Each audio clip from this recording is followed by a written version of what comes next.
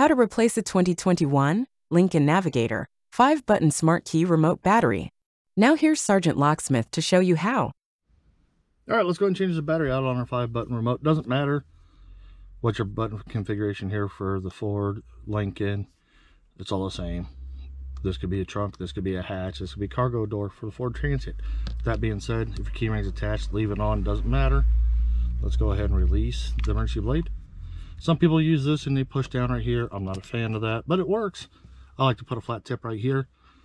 As you notice, twist, notice the cover pops up. And when it does, lift up. Be careful when you lift up, because as you notice, there's a little tang right here. Now that that's out, this is your 2450 battery. Easy. Take your new one, put it in, push down. Sometimes it'll latch, sometimes it won't. These little tabs, doesn't matter. This housing will lock it down in there. Remember that little tab? Slide it in, push down, squeeze, put your emergency blade back in. And there you go, you've done it. Hey, thanks again for watching. Let's be safe out there.